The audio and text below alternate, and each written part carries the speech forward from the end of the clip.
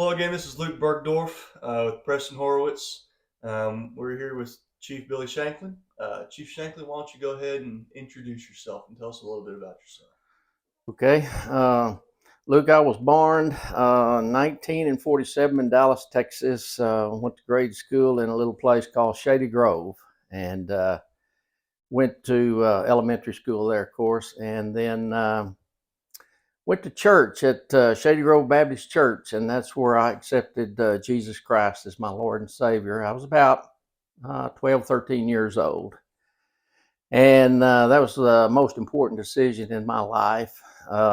Later, we moved to Mansfield, Texas, and that's where I graduated high school and met my wife. We were high school sweethearts. We were married in 1968. To Her name was Vicky Diane, and she became Vicky Diane Shanklin. And then after high school, I went to college in Corsicana, Texas, Navarro Junior College for a couple of years. I was going to major in agriculture, and that's the classes I took.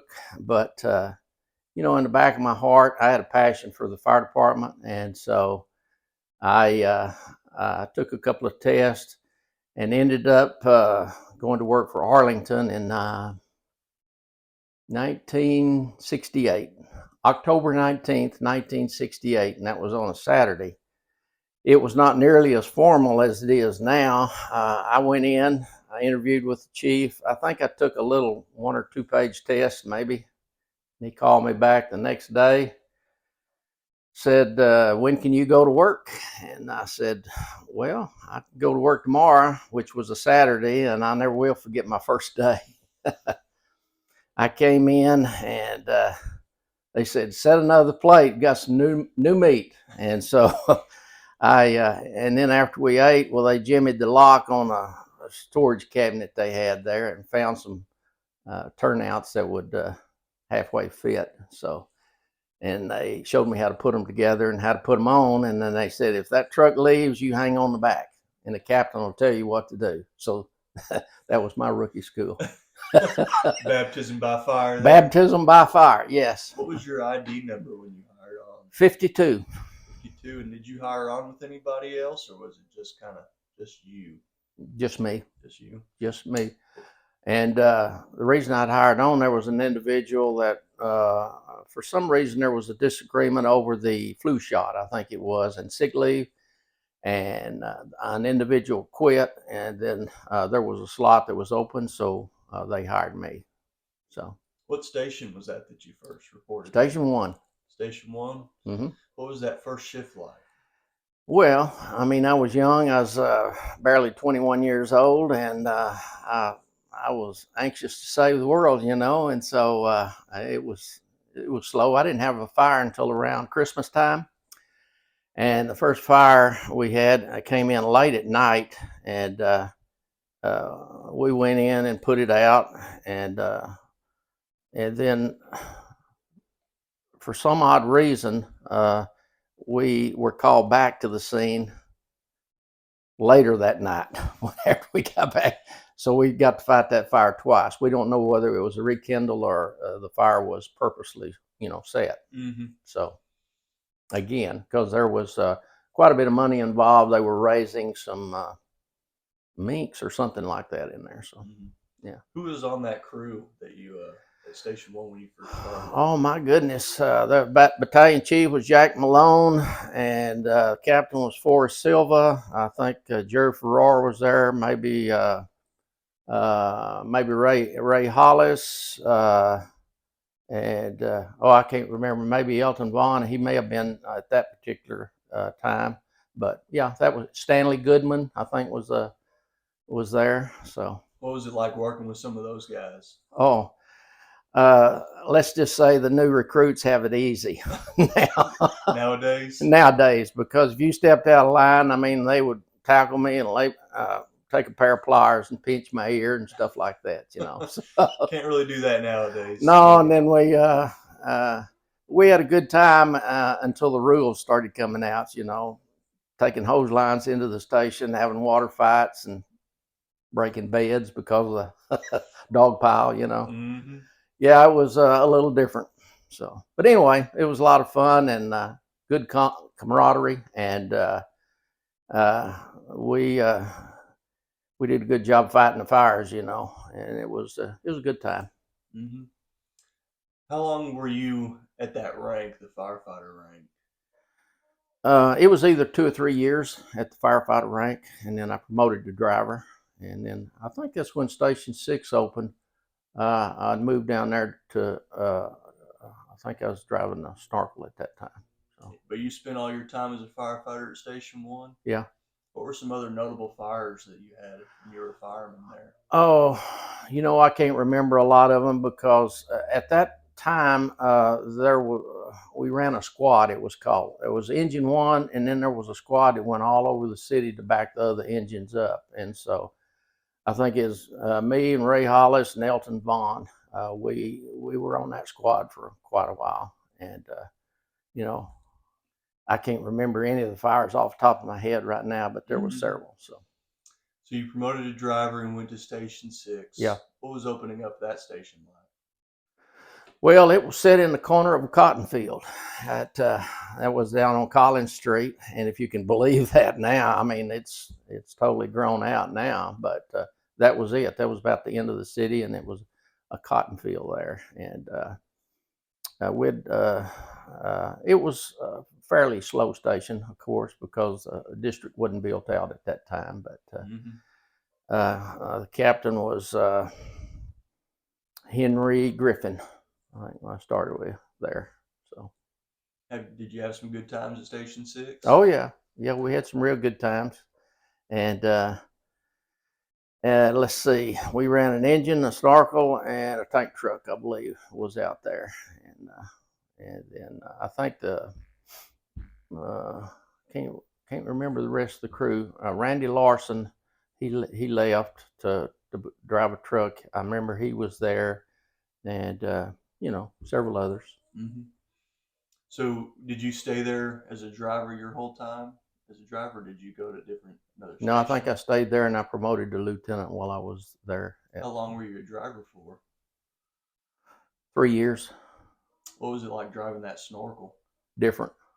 Different. How so? Well, I mean, the boom stuck out, a little bit, Yes, sir. and get this, well, I drove the snorkel, but there wasn't anybody else on it, initially, and I can remember going to a fire. I don't remember the address or exactly what it was, but it was what they call good fire. It was a lot of fire, and I parked the snorkel, got it in position, got in it, and then I have to holler down to somebody, say, hook a line up to me, that Mm-hmm. kind of thing. So by myself. Is that kind of how y'all operated on fires? You were just kind of the more over the. You were assigned to the snorkel. You stayed with the snorkel. You set it. Hmm. Yeah, unless a lot of times it just needed manpower, like we would now, and you just park it out of the way and go man hose line. Mm-hmm. But if it was a fire where you were going to need an aerial appliance, well, you would get it in position the best you could and get somebody to pump you water.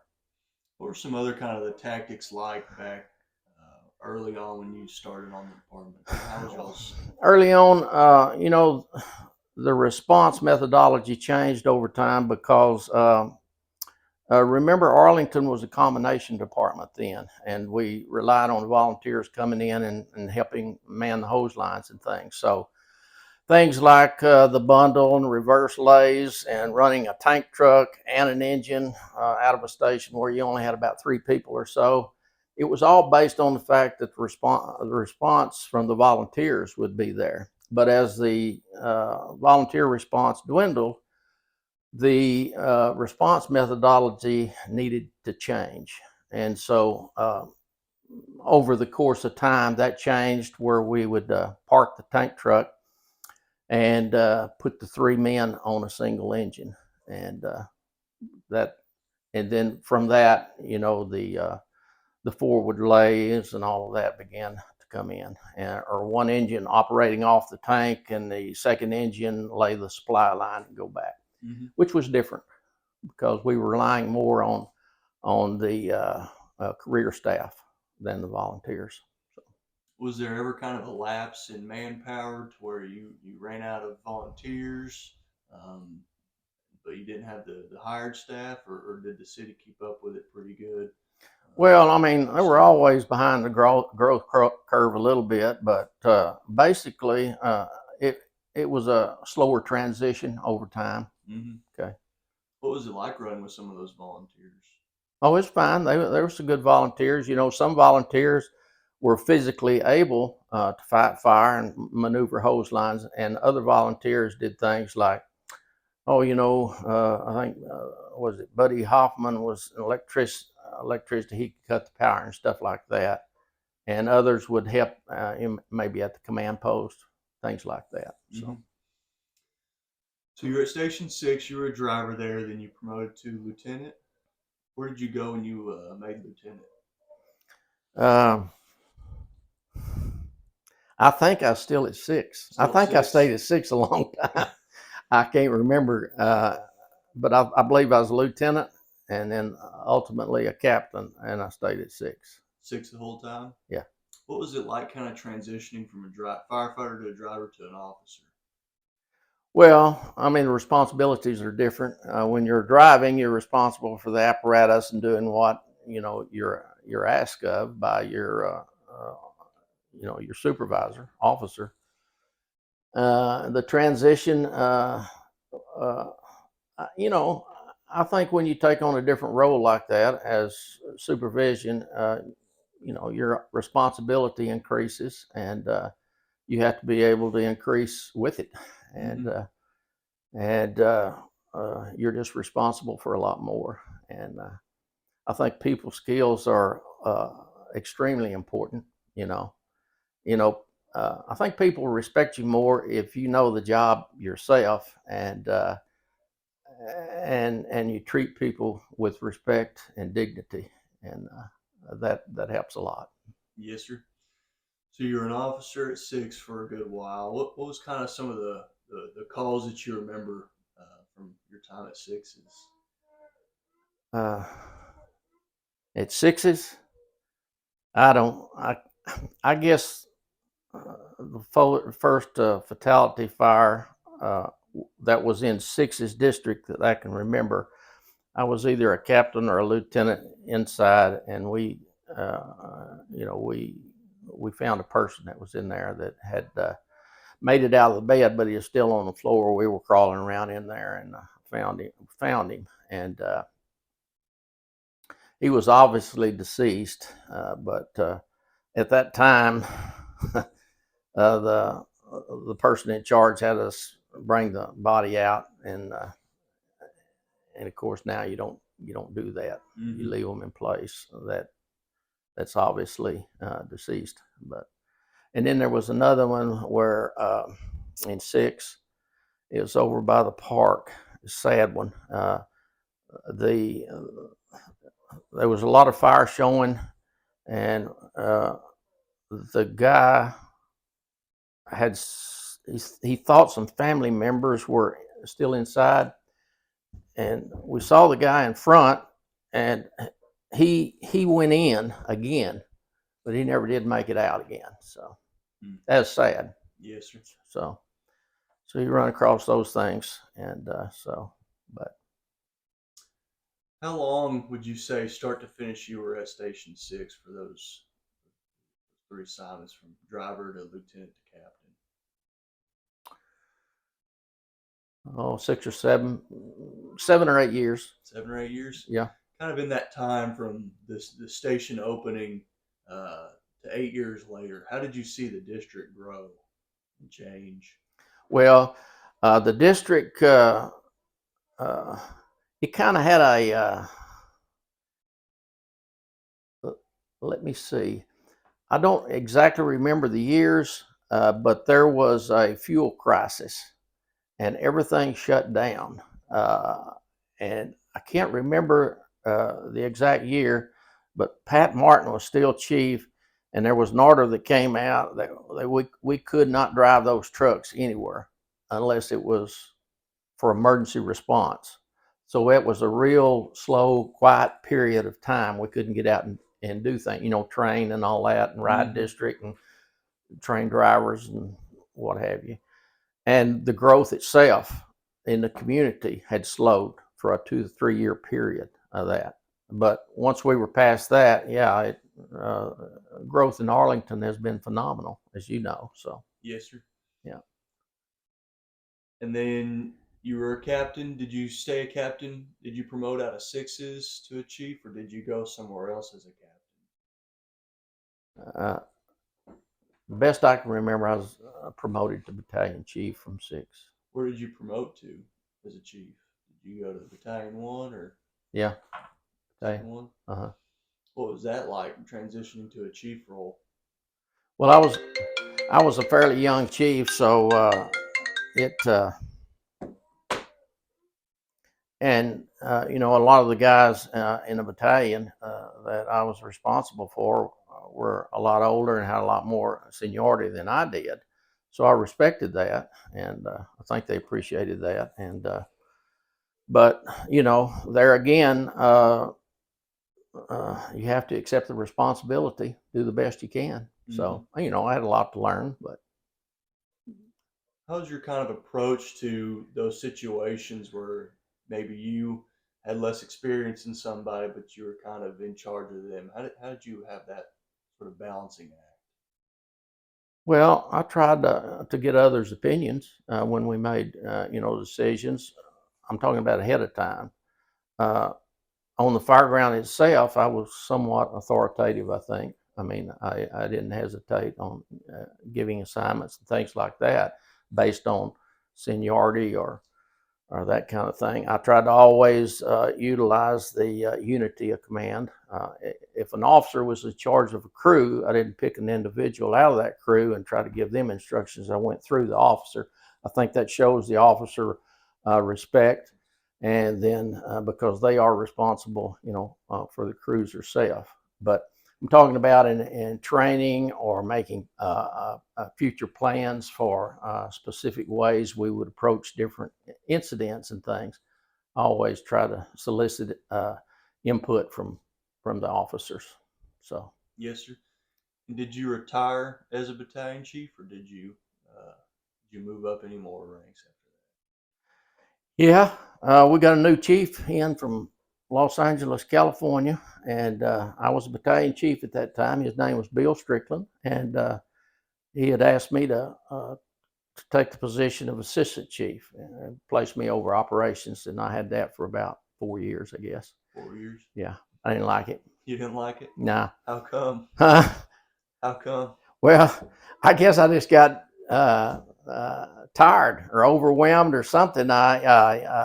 He came in with a lot of changes that he wanted to implement, and I was the guy that had to implement them. And the department had gone through a lot of growth, and procedurally, we had to change a lot of things, and it kind of snowballed effect.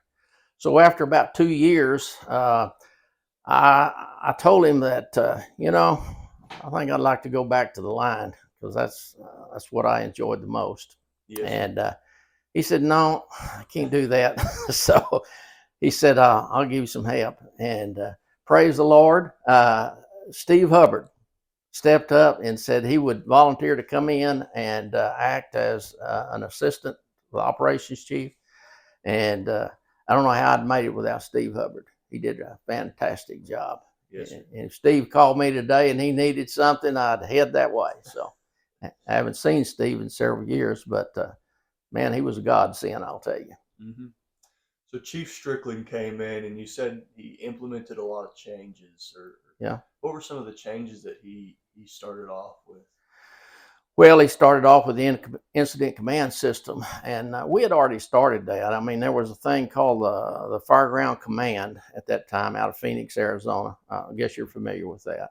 That was kind of the first one that we had already begun to implement in the department, but we're not as proficient as we could be. And there was a big apartment fire. I think this was at 8th District, and that was his first fire. And he saw some things that we needed to improve in, and so from that it was after that I was a battalion chief. Then it was after that I actually promoted. But then he wanted to implement that, the ICS system, which was used in California and now is used nationwide. Yes, sir. Yeah, the ICS system was actually adopted nationwide by President Bush, the last Bush, to be used. And, organizations had to adopt the ICS system in order to qualify for federal funding. Uh, and if they didn't use it, well, they couldn't qualify for those funds. So that was kind of the carrot and the stick, so to speak. Yes, sir. What were some other changes that Chief Strickland, introduced besides the command system? Uh, I think we changed a lot of our truck procedures. I remember that. Let me back up just a second. One of the first things that he did when when I made assistant chief under Chief Strickland, he sent me to Los Angeles for a few days, and I rode out with the fire department there to observe Yes, sir. and watch and see how they did things and kind of get an idea of his background, so I'd have a better understanding. And so I did that. And when I got back, he had a lot to do with implementing the I think you call it FIT now, Field Incident Technicians. Incident techs. Yeah, Yes, sir. incident techs, and uh, and the job that they did as far as roll call in the mornings and the records that they keep and filling positions and stuff and that kind of thing. And we actually, uh, up to that point, they didn't have much to do except drive the chief and work the command post, you know. But after we implemented that, then they had a desk and a phone, and so did the chief, and it was a good separation of duties and things like that. Mm-hmm. And overtime was another thing we started utilizing a lot more, uh, and truck procedures. We had hired some instructors, or he had rather hired some instructors from Los Angeles to come out. Uh, Teach us better techniques on ventilation and truck duties and that kind of thing. So our response changed, where the truck would take the address and the engine would be secondary to that, because of the old saying is, a hose will bend but a ladder won't. So that's Yes, where sir. that came from. So There's a lot of other gentlemen that we've talked to who've talked about Chief Strickland coming in and how some of the changes he was implementing, it was kind of at first, yeah, kind of people didn't take it all too well, but over time they saw that he was really making some good progress for the fire department. yeah, yeah, yeah, he did, and I learned a lot from him, and we had our challenges as well. I mean, there was difficult times, Yes, sir. but all in all, I mean, I learned a lot from Chief Strickland. So And did you retire as an assistant chief? I did. 2 years later, so a total of 4 years, I think, as assistant chief, and then I asked him again to go back to the field. So he said okay, and so I was shift commander. Shift commander. Carried the rank of battalion chief, I believe, and but that's where I retired. So as a shift commander, and that was really some of the kind of the best days that I remember in the fire department, because one of the battalions was Steve Hubbard, and one of the battalions was Roy Brazier, and then I was the shift commander, and we got along great. Enjoyed working with both those guys, and we would meet.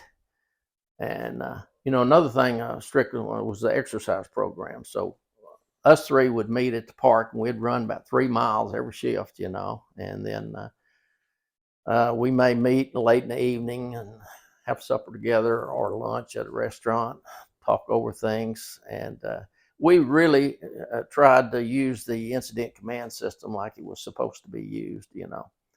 If if Hubbard would have a fire in his district, he'd take operations. I'd just take the command post, and let him run the fire. And then same thing with Roy Brazier, and so worked out great. Yes, sir. And kind of, what were some of the more notable fires that you remember whenever you were a chief? Before Strickland came, there was a big church fire. I think it was Sherry and about Abrams, or Randall Mill, rather, I think. And a person by the name of Bill McFadden was still the assistant chief then. And he had McFadden. I was battalion chief, and said there was 2 or 3 hose lines inside in the sanctuary part of the church, and so he assigned me to go in and kind of coordinate that, and then it was real smoky in there and things. Couldn't hardly see the fire, but this is one of the values of the incident command system. And again, we weren't that proficient at it at that time, but they observed fire breaking out of the roof, and it looked like it was going to get really weak. And he called me on the radio and said, "You better get them out of there. The integrity, we're losing the integrity of the roof," or something to that effect. Okay, so we did. We all got out, and the roof came in. So yeah, I remember that one significantly. So that I would well, thank him for calling me on the radio and getting us out. But because we were somewhat organized using that command system, I think it saved some lives. Yes, sir. Out of all the stations you worked at, which one was your favorite? Or kind of what role was your favorite in all the ranks that you worked? What role? Captain, I thought for a long time as a captain, I loved that. I had a crew, and we would go out and train, and it was great. And I didn't think I'd ever have a better job than that. But battalion chief is my favorite. Favorite. Mm-hmm. Was it kind of strange being over kind of either a whole battalion and not having like a certain specific crew, or? Yeah, it's strange. Yeah, it takes some getting used to, but after after 2 or 3 years in that role, I really enjoyed the flexibility, I guess, to go to the different stations, to have the mobility that you have, and you're not stuck on one truck, all the time. And so, I enjoyed that part, and you get to work with more people. I enjoy working with people. So, You spoke of kind of training as a captain. What were some of your favorite trainings that y'all did? Training scenarios or training evolutions? well, I guess you've heard of a guy by the name of Jim Nichols. That taught at the college. Yes, sir. Yeah, I went through his course, and so did many others at the department at that time. So we'd go out and we'd do different pumping techniques. Whether it was straight lay, reverse lays, uh, uh, transverse, uh, uh, and we pumped a lot of aerials too. Aerial truck, snorkels, things like that, and we got pretty proficient at setting up that snorkel and pumping water to it. So, and if you don't go out and practice those kind of things, you get rusty. Yes, sir. So it's important. So you've talked about the snorkel.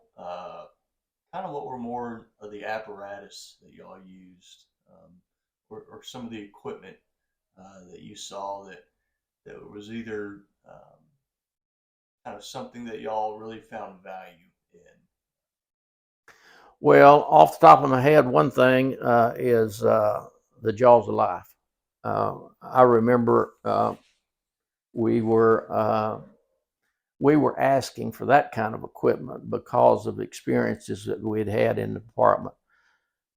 Especially while I was at 8, I can remember some wrecks in the old bottoms, we call it, down where the dump ground used to be, or maybe still is, I don't know, but one specifically, and others have told me the same thing, where a car was really mashed up bad, all we had was one of those hand pump little jacks, and we would call wreckers in and try to tie cables to it and pull the car apart enough to get the people out.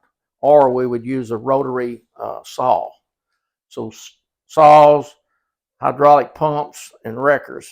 And the Jaws of Life made a world of difference because it kind of changed the procedure, because instead of moving a person out of the car, we would remove the car from the person, So made a world of difference. Yes, sir. So that's one specific piece of equipment I can remember that made a huge difference. Yes, sir. Another would be the LDH hose and the ability to forward lay as opposed to reverse lay. And so that. Awesome. Two things. Yes, sir. You've mentioned some names. Who would you say was some of your biggest mentors? Well, the mentors, uh, well, there's a lot of them. Specifically, John Murphy and I worked quite a bit together. And he was a lot more gung ho than I was. Even I was kind of gung ho myself, but he and he was always better at paperwork stuff than I was. So and he eventually made assistant chief there in Arlington and served there for many years, and then on to Carrollton. And you know, there was so many people in the department that taught me things in different ways that I'd hate to. Even Preston Jordan, I was watching his video the other day. Preston Jordan is a great guy, and I learned a lot from him. He had the ability to change, but he also had the ability to not resist change, but accept things and go forward with them. A lot of things didn't bother him. And then a lot of old timers that worked there that really were hard workers and things that you learn from. But Steve Hubbard and Roy Brazier, Paul Brewer was a good supporter. He ran a good crew, out there. Oh, man. Henry Griffin, he used to be the department training officer. He was the captain at 6 when I first got out there. And he was a good mentor as well. So, What did you kind of learn as you had been on the department for a while? The younger generations coming in, kind of gaining their foothold in the fire service. What were some of the things that you learned from them?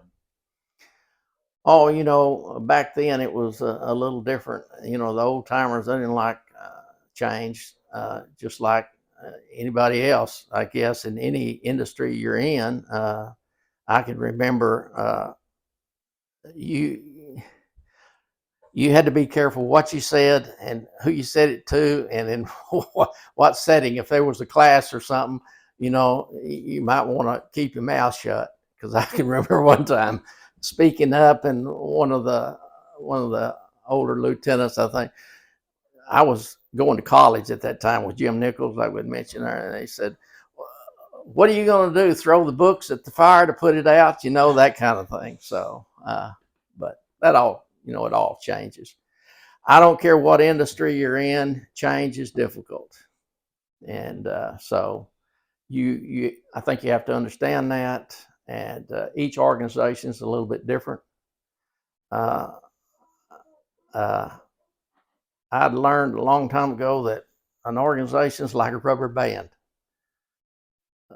There's so far you can stretch it before it breaks, So Yes, sir. I think that's important. So They say there's two things that firemen hate the most, and that's change and the way things are. Yeah, maybe. But anyway, Whenever you're on the department, were you involved in any sort of specialty or group, or did you have a project that you had a lot of passion about?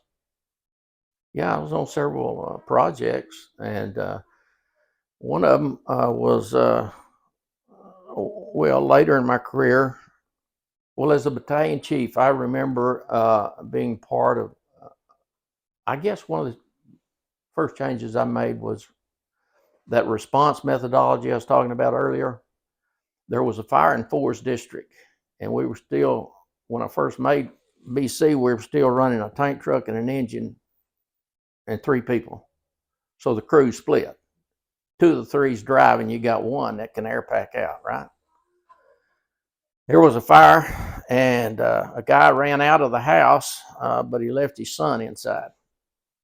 And so there was a delay when the crew pulled up there because, another guy had to pack out and then they could go in, but they got him out, but I don't think he made it.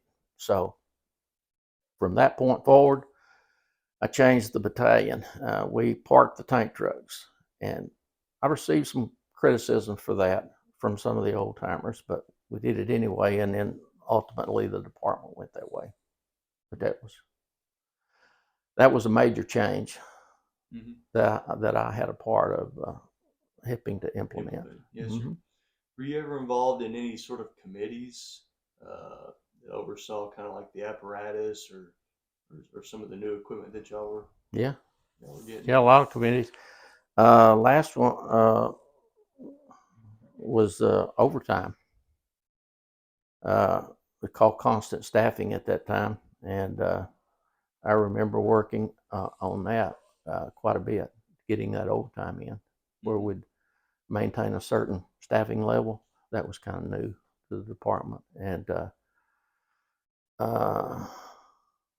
your your current chief was either a captain or a lieutenant at that time, and I know that he and I worked on that a lot to get that implemented. So, Kind of talking about station life, life around the station. You said early on it was pretty rough, pinching your earlobes and everything with yeah, pliers. yeah. What were some of your favorite memories from just hanging around the station? Well, I remember one evening late, Steve Hubbard and I went out in front of the station one, and we got to talking. We decided that if we ever got to the point where we make $800 a month, we'd be living in high cotton. So I mean, see, we started at around $400 a month back in '68. That's when I started at $432 a month, 1968. So I remember that, and then used to play jokes on rookies, Preston, and so I remember Pete Larkin, I think it was. He was an older guy, and he drove the chief. Then he didn't like was at one end of the railroad, and on and on and on the trains came. So somebody made a recording and expanded that recording out as long as the tape would run, I guess. And so he was asleep one night, and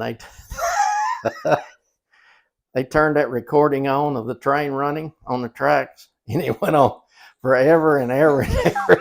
And he finally woke up and ranting and raving. But yeah, that was funny things, and we used to play all kind of little jokes like that. Another guy, we said, fixed it where I had a window open a bedroom. This is at 6, and a rookie was out there, and somebody went around in the bushes under the window, and we told the rookie to go close the window. And when he reached up to close the window, he jumped out from scared him so bad he fell over the bed, and I don't know what all. Little stuff like that. I don't know why, but you remember little things like that. So, What's kind of the importance in the fire service of having a good crew that can cut up like that? uh, well, camaraderie, I think, and you you got to be able to, take a joke if you're going to give a joke. Like me, I thought I was a tough guy. I told one guy, I told the station one time, I said, I don't know why it came about, but something about taking your pants off. And I said, nobody gonna take my pants off. Next thing I knew, they were flying on the flagpole. So so Was there a signature meal that you cooked or a signature dish that you preferred? goulash. Goulash. I cooked goulash, and I could cook a chicken fried steak and mashed potatoes, but there's only about two or three things I could cook. So What would you say was one of the worst fire station meals you had? uh, probably John McQuarrie was the worst cook. So when he first started. We got a kick out of working with John, and he's chief now in Athens, I guess, still. So, yeah, yeah, but he learned. As do most people. Yeah, I forgot what it was. He tried to cook first time or two, but it wasn't good. Yes, sir. And then, and I don't know, somebody cooking pancakes one day and put a tortilla in the pancake batter, so it made it real tough, and gave it to one of the guys to try to watch him eat it. So they're pretty creative. Yeah. Mm-hmm. So anyway, You got any questions? So, what year did you retire, and what do you remember what your last call was? I think I retired in '94, and it was near the end of the year. As a matter of fact, they made that the first retirement dinner. This is number 27 coming up, I believe. So mine was the first, and it was around Christmas time, I think. And for the life of me, I can't remember that last fire. Uh, but uh, but anyway, '94, I took a job in Georgetown as a fire chief down there. So I had that before I retired. So. Mm-hmm. What was transitioning to retirement like? Oh, you kind of miss some things, but I stayed busy, and I had a new challenge. When I went to Georgetown, it was a combination department, and it was growing, and so my job was to transition from a combination to a paid department. So there was a lot of challenge with that, and I enjoyed it. Stayed there a couple of years, I think. Yeah, so I kind of asked Chief Murphy the same question, but right now there's 60 rookies on the line and another 15 going through the academy. So, what advice do you have to those of us that are just starting out? Well, if you got that, how many rookies? 60? 60 on the That, line right now. yeah, well, there's a lack of experience in a department. You're going to have to understand that things aren't perfect. And I would, uh, I would really, if I were you all, I would really appreciate an officer that took that into account and went out and did some training and took the time to explain things on how they operate, how they should operate, and what some of the challenges are. So, because with that much influx into the department, if you don't have the necessary standards, response standards in place, it could get very confusing on the fireground. So, If you could go back and talk to you whenever you first started on the department, what advice would you give yourself? relax. I was one of the guys, fresh uniform, polished shoes, gig line straight, all that. Just relax and enjoy it, and learn, do the very best you can, but enjoy things along the way, and don't get in a hurry. So that's what I'd say. What would you say kind of was one of the more difficult things about the job, and how did you kind of deal with or overcome that? Well, evaluations of individuals and discipline. Those are the two hardest things. And I think most anybody that in a supervisory position would tell you that, because it's not the technical aspects of the job that's so difficult. I mean, you can learn those, but it's being able to work with individuals, and that takes a lot of effort and time, and it should. On discipline issues, I tried to keep a couple of things in mind. Number one, if you have to discipline someone for something, it's based on their behavior, not them as a person. So I tried to keep the ego and the behavior separate.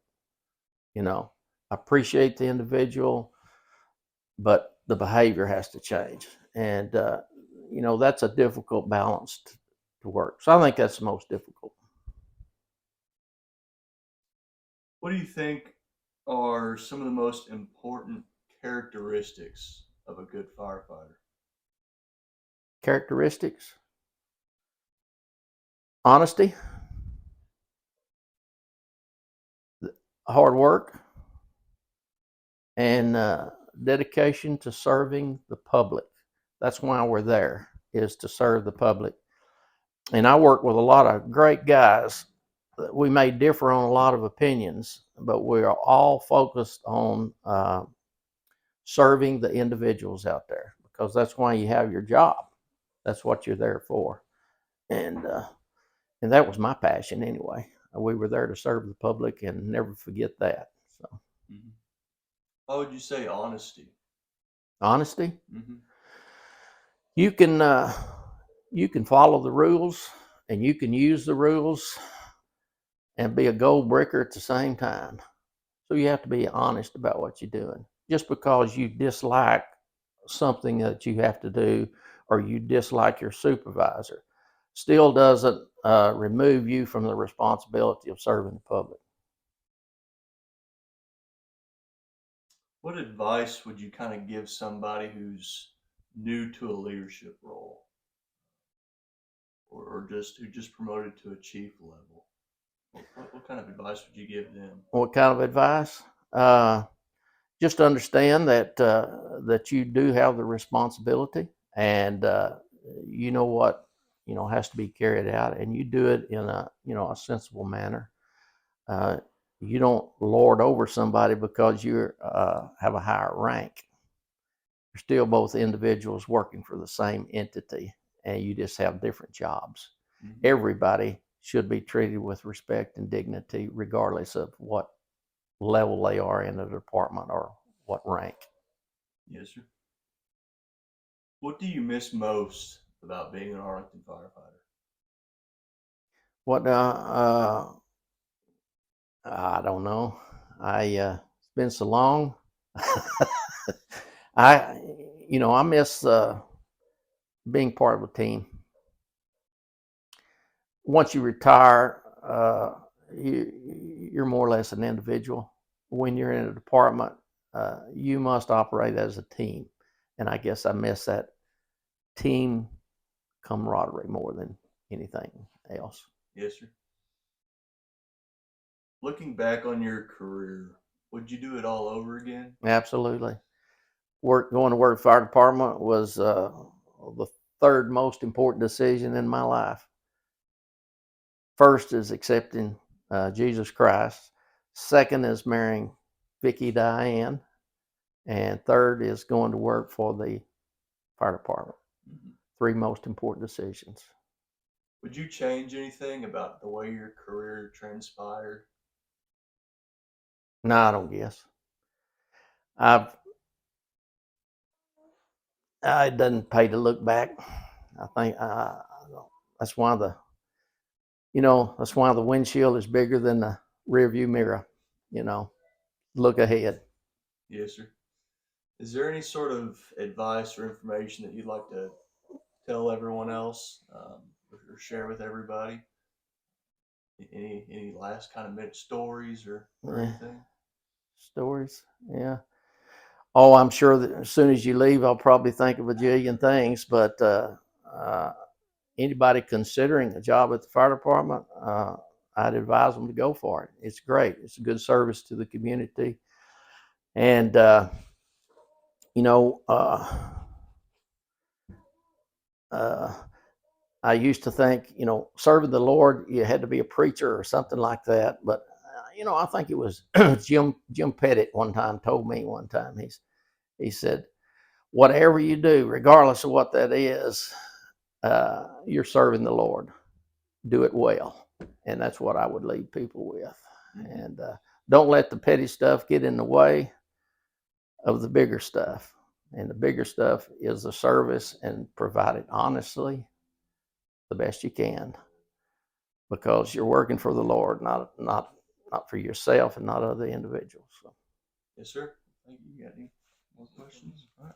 Well, thank you very much for your time. I'm sure if anybody else has any other questions, they can reach out. But Yeah.